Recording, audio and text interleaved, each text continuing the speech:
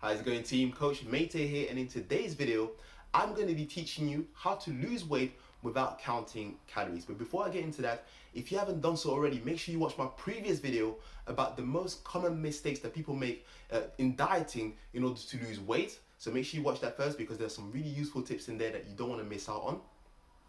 Now for today's video, you might feel like you've been missold on a little bit on the title, because essentially, even though I am going to teach you some techniques in order to lose weight without counting calories, the first thing that I want you to do is to learn how to count calories. Now hear me out. You might say, hey, but mate, I'm watching this video because counting calories is the last thing that I want to do. And I understand that.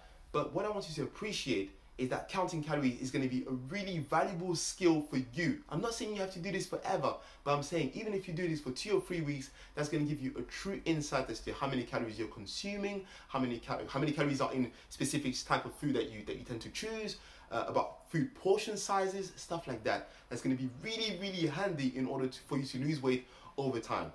And you might say, hey, but mate, all these people on social media, these influencers, they're all saying, I don't need to calorie count. They're saying you should just eat intuitively.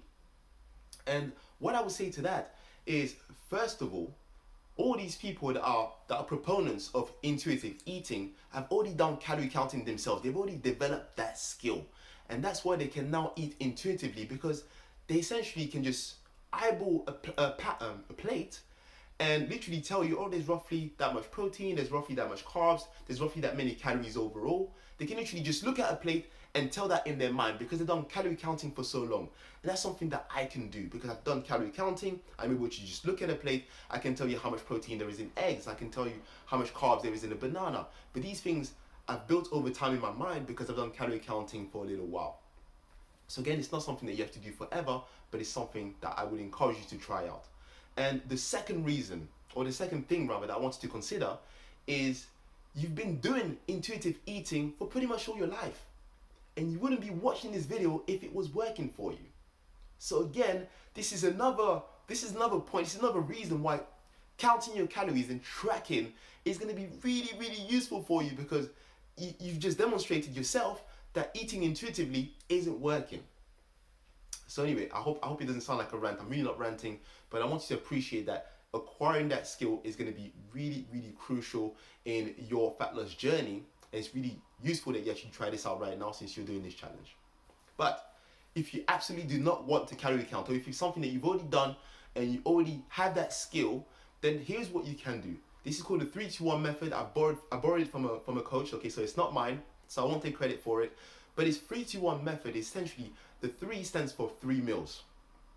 Okay, so no matter what, you've got to make sure that you have 3 main meals every single day. It has to fit on one plate. Okay, so it's going to be like a regular sized meal, and in each of those meals you're going to have a portion of protein. That's the first thing. And I mentioned protein in the previous video, so make sure that you've got protein in every single meal, breakfast included. So if you're one of those people that just likes to have maybe some cereals or maybe just some oatmeal, make sure you've got protein, because most people miss out on that part in the morning. So that's the first thing. Make sure you've got 3 meals that can fit in one plate. Then the 2 stands for 2 snacks. So with the snacks, again, high protein if you can. So it could be some eggs, could be some Greek yogurt, some cottage cheese. So that's one option for snacks, or some fruit. Okay, so 2 snacks a day. So 3 main meals once again, and then 2 snacks. And then the 1 stands for 1 big salad. And I don't want you to overthink, what's in the salad. Again, make sure you've got some protein in there, and then just throw in whatever you want. If you want some cucumber, some tomatoes, some peppers, whatever you want, I don't care. But just make it 1 big salad. You can have maybe a tablespoon of olive oil, and that's going to be perfectly fine. So 3 main meals, protein in each meal, 2 snacks, and 1 big salad. And that's how you're going to do it. And the reason I'm encouraging you to use this method is because it makes sure that you are organized with your meals. Okay, so again, in my previous video, I mentioned that winging it is where most people go wrong. They tend to wing it and just eat whatever, and they tend to snack throughout the day. And for any snackers watching this video, this is a great method for you, because it prevents you from snacking throughout the day. Okay, so again, really, really useful method for you guys. If you find this useful, let me know. Do try it out. And again, before you even try that, I highly recommend that you try calorie counting first, just to increase your awareness of what is in food, and then you can try the 3-2-1 method. Alright, that's it from me. I hope you found it useful, and I'll catch you in the next one.